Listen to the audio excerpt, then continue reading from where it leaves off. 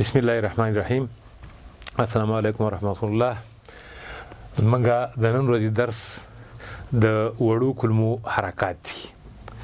منګه په مخکینو درسونو کې ویل چې هضمي سیستم څلور وظیفې لري چې اولنۍ وظیفه یې د غذایي موادو انتقالول دی یو برخه نه بلې برخې ته او بیا د هغې مخلوطول دي. دغه وظیفه باندې منګه په تیرو ساعتونو کې یو ساعت کې د بلې یا د سوالو د عنوان لاندې په بل ساعت کې په میاده کې د حرکي وظیفو تر عنوان لاندې خبرې وکړې. نن موږ او تاسې په همدغه وظیفه یا په اولنۍ وظیفه باندې د وړو کلمو د حرکاتو ته عنوان لاندې خبره کوو. موږ مخکې ویلي چې په هضمي سیستم کې زیاتره دواړه ډوله حرکات دواړه وظیفې په شریکه اجرا کوي، یعنی مخلوطونکي حرکات او انتقالونکي حرکات دواړه وظیفې په شریکه باندې اجرا کوي. مخلوطونکي حرکات هم د مخلوطونې او هم د انتقالونې سبب کیږي او په همدې ترتیب انتقالونکي حرکات هم د انتقالونې او هم د مخلوطونې سبب کیږي. خو بیا هم د هضمي سیستم د نورو برخو په شان د وړو کلمو حرکات په دوو برخو باندې ویشل کیږي چې یو میکسینګ مومنت او بلې پروپلسیو مومنت.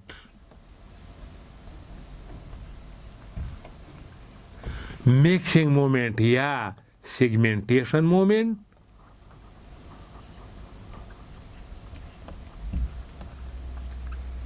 او پروپلسیو مومنت یا پریستالتیک مومنت.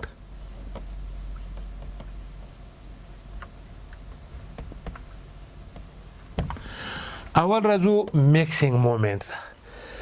دا هغه حرکت چې د وړو کلمو محتویت د وړو کلمو د افرازاتو سره مخلوطوي. محتویت د وړو کلمو چې دی هماغه غذایي مواد کوم چې د معدې نه وړو کلمو ته راتیر شوي دي، نو هغه دواړه یو د بل سره مخلوطوي. څنګه منځته راځي دا حرکات؟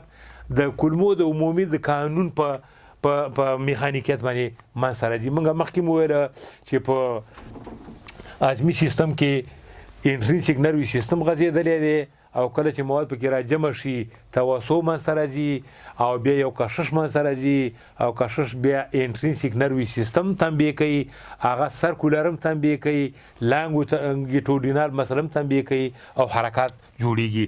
دغسې یو حرکات بل پسې د جنجیر د کاړیو غوندې جوړیږي. نو څرنګه چې دا حرکات کلمې ټوټه ټوټه کوي په سیګمنټونو باندې شي، د همدې کبله دې حرکاتو ته سیګمنټیشن مومنت هم ویل کیږي.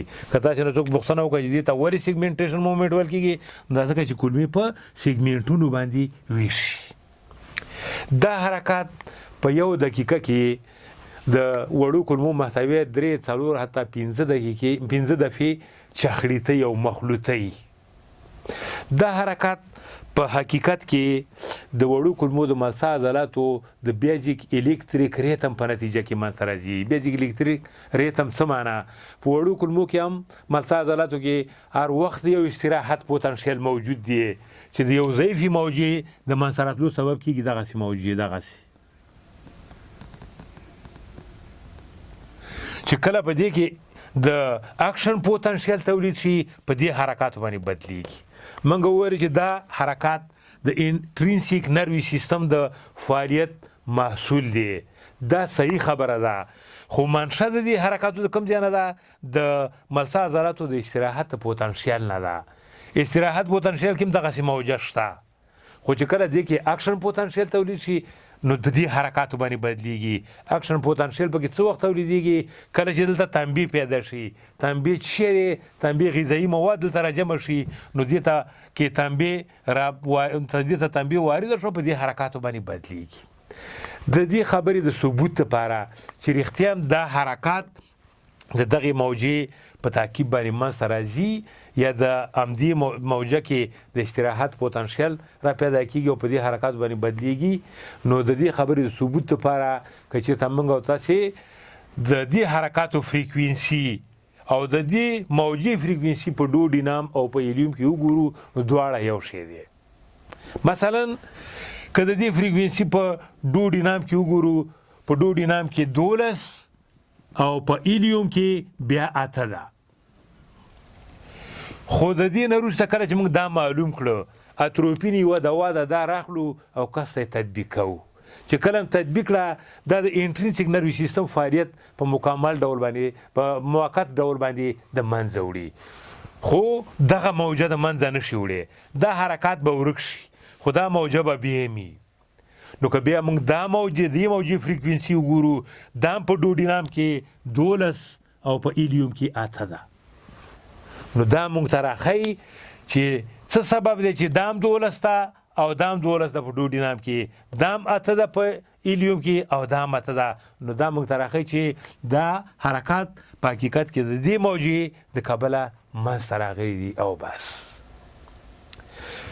دویم قسم حرکات پروپلسیو حرکات یا پریستالتیک مومنت دي دا هغه حرکات دي چې د وړو کولمو محتویات د یوې برخې نه بلې برخې ته انتقالوي د دې حرکاتو سرعت د وړو کولمو په اولنیو برخو کې نسبت اخرنیو برخو ته زیات دی دا ولې زیات دی دا ځکه زیات دی چې د وړو کولمو اولنۍ برخې د پاراسمپاتیک سټیمولیشن نه په زیاته به اندازه باندې برخمنې دي نسبت وروستنیو برخو ته انټرنسیک نروي سیستم خو په وړومبنیو او وروستنیو ټولو برخو کې غځېدلې خو په اولنیو برخو کې پاراسمپاتیک عصبي سیستم الیاف زیات دي او موږ وایو چې پاراسمپاتیک عصبي سیستم د هضمي سیستم حرکات او افرازات دواړه زیاتوي نو همدا وجه ده چې دا حرکات د وړو کولمو په اولنیو برخو کې زیات شدید او په وروستنیو برخو کې ورو دي ځکه وروستنیو برخو کې پاراسمپاتیک سټیمولیشن نه لږې برخمنې دي او مخکینۍ برخې د پاراسمپاتیک سټیمولیشن نه په زیاته اندازه باندې برخمنې دي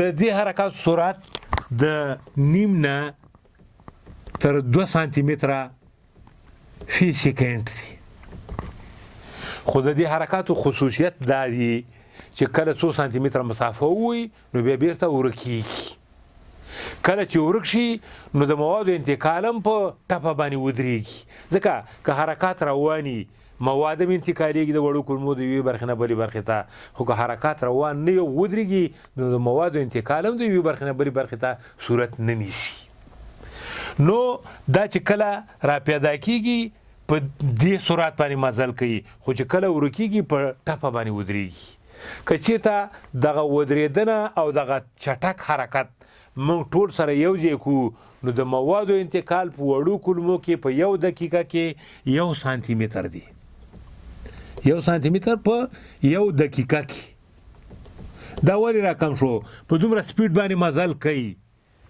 خو بیا هم چې په اوسط اندازه باندې 1 سانتي متر په 1 منټ ته راټیټ شو دا ولې دا ځکه چې که پیاده شي په دومره سرعت باندې مزل کوي خو دا چې بیا ورکېږي دمه کوي په قراریږي نو د موادو انتقال که موږ او تاسې دغه تیزوالی او دغه ودرېدنه ټول سره یو ځای کړو نو د موادو انتقال په وړو کولمو کې 1 سانتي متر په 1 دقیقه کې دی چې په دې حساب که چېرته موږ او تاسې د وړو کولمو اوږدوالی د دې سره مقایسه کړو نو د 3 نه 15 ساعته وخت پکار دی تر څو پورې مواد د پایلوریک برخې نه د پایلورس نه د ایلیفیکل والف ته راورسېږي دا حرکات د غذا د خوراک نه وروسته شدت اختیاروي کله چې غذا وخوړل شي دا حرکات زیاتېږي ولې زیاتېږي او څنګه زیاتېږي کله چې غذا وخوړل شوه په هر شي کې یو حکمت دی او یو پکې میخانیکیت دی مو چې غذا وخوړل شوه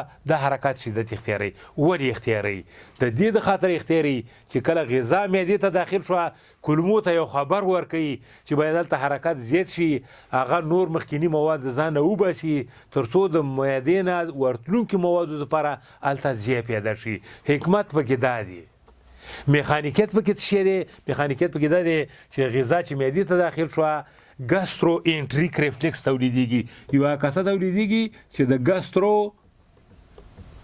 انټریک ریفلیکس په نوم باندې یادېږي دا کاسه د میټریک انهیبیټري نیورونو په واسطه د معدې نه وړو کولمو راځي وړو کولمو کې حرکات شروع کېږي او کوم مواد چې په وړو کولمو کې موجود دي هغه د دې څخه لاو کېږي تر څو د معدې کې د نورو موادو د راتلو لپاره زمینه مساعده شي بر علاوه د دې نه یو تعداد هارمونونه لکه انسولین کولی سیستوکینین ګاسترین او سیروتونین دا هم د وړو کولمو په دغه حرکاتو کې زیاتوالی راوړي. خو یو تعداد هارمونونه لکه سیکریټین او ګلوکاګون بیا په دې حرکاتو کې کموالی راوړي. دا ولې راوړي؟ دا هارمونونه لکه څنګه چې ما مخکې وویل د همدې مقصد دپاره کار کوي تر څو پورې معدې ته د معدې نه ته د راغلو موادو د راتګ دپاره په وړو کولمو کې زیات پیدا شي. خو دا هارمونونه چې د دې حرکاتو د کموالي سبب کېږي دې کې څه حکمت پروت دی؟ دا ولې دا کار کوي؟ سیکریټین د دې د خاطره دا کار کوي چې کله په معده کې د معدې نه مواد وړو کولمو ته راتېرېږي نو د دې سره یو اندازه اسید راتېرېږي، هایدروکلوریک اسید راتېرېږي چې دغه هایدروکلوریک اسید په ډوډینام کې د السر او یا د زخم د جوړېدو سبب کېږي. نو د دې لپاره چې دا کار ونه شي هایدروکلوریک اسید د سیکریټین د افراز سبب کېږي. سیکریټین ځي معدې ته د معدې افرازات هم نهي کوي، حرکات هم نهي کوي تر څو نور اسید ډوډینام ته راتېر نه شي. خو د وړو کولمو افرازات د څه دپاره نهي کوي؟ د حرکات د څه دپاره نهي کوي؟ د دې دپاره نهي کوي چې د اسید د ډوډینام نه د وړو کولمو نورو برخو ته تر هغه وخته پورې تېر نه شي تر څو د پانکراس نه سوډیم بای کاربونیټ راشي او دغه معدوي اسید په ډوډینام کې خنثی شي. نو دې کې حکمت دا دی چې د معدوي اسیدو د پوره خنثی کېدو دپاره د وړو کولمو په حرکاتو کې کموالی راوړي. او ګلوکاګون هم په همدې خاطر باندې راوړي چې دلته په وړو کولمو کې ځان لا هضم صورت نه نیسي، دلته جذب هم صورت نیسي.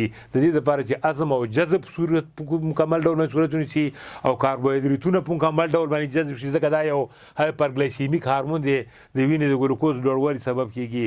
نو د دې لپاره چې د مقصد هم سرته ورسیږي د وړو کولمو په حرکاتو کې کموالی راوړي. دا حرکات بر علاوه د دې نه چې د وړو کولمو په حرکاتو کې دغه د وړو موادو د انتقال سبب کېږي، د موادو د انتشار سبب هم کېږي. انتشار څه معنا؟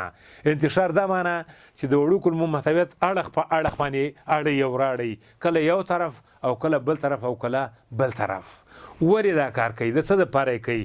د دې دپاره یې کوي چې د غذایي موادو هره برخه د وړو کولمو جدار ته مخامخ وساتل شي، چسپېدلې وساتل شي تر څو دا په مکمل ډول باندې دغه مواد جذب شي. نو چې کله دغه حرکات دغه مواد را په مخه کې او د وړو کولمو اخرنۍ برخې یا ایلیوم ته راورسېږي نو بیا دا حرکات په ټپه باندې ودرېږي. دلته یو سوال پیدا کېږي چې دلته ولې ودرېږي؟ دې کې څه حکمت دی؟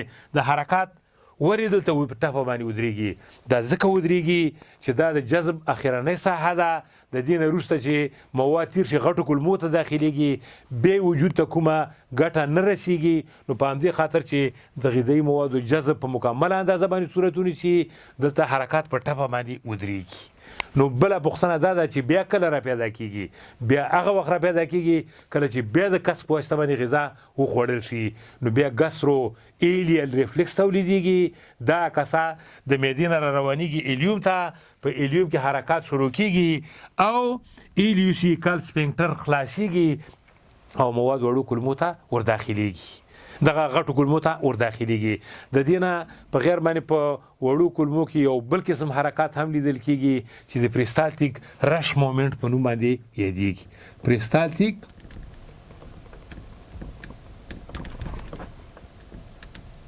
رش مومنټ دا حرکات په وړو کولمو کې د دفاع په خاطر باندې تولیدېږي. دا حرکات ام پریستالتیک حرکاتو ته ورته حرکات دي خو نسبت هغې ته شدید دي. ولې شدید دي؟ ځکه چې دې کې پاراسمپاتیک عصبي سیستم مداخله کوي. پریستالتیک حرکات یوازې د انټرینسیک نروي سیستم محصول دی، خو په دې حرکاتو کې پاراسمپاتیک عصبي سیستم مداخله کوي او کله چې دا پکې مداخله وکړه نو دا حرکات نسبت دې ته شدید کېږي. دا حرکات د وجود د دفاع په خاطر باندې تولیدېږي. څنګه دا حرکات دفاع کوي؟ داسې دفاع کوي چې کله دا مایکرو ارګانیزم په هضمي سیستم په کومه برخه کې ځای ونیسي نو دا حرکات را پیدا کېږي. پاراسمپاتیک عصبي سیستم تنبیه کېږي، هغه د کولمو حرکات هم زیاتوي او افرازات هم زیاتوي. افرازات چې زیات شي تخرشي فاکتور به رکیک شي او د صاحب د مایکرو ارګانیزم نه وینځل شي. خو د حرکاتو په واسطه باندې به دغه مایکرو ارګانیزم د اسهال په ډول باندې د مقعد د لارې نه د باندې خارج شي او وجود به د دې مایکرو ارګانیزمونو نه بېغمه شي. بر علاوه د دې نه یوه بله موجه په ناره ګیډه یا د غذا د خوراک نه څو ساعته وروسته په هرو 90 دقیقو کې یو دفعه د معدې د جسم نه را شروع کېږي او د مقعد په طرف په حرکت راځي چې دې موجې ته مایګریټینګ موتور کمپلیکس ویل کېږي. موتور کمپلیکس د دې موجې چې دی دا موجه عیناً د هضمي سیستم د وینځلو او یا د پاکولو وظیفه په غاړه باندې لري. که چېرته په معده کې یا په وړو کولمو کې د هضم پاتې شوي بقایا پاتې نو دا حرکات د دې سبب کېږي چې دغه ټول را جارو کړي او د لویو کولمو په طرف باندې راټېله کړي او وړې کولمې او معده د نورو غذایي موادو د راتګ او د هضم لپاره بېرته اماده شي. د توجه نه مننه.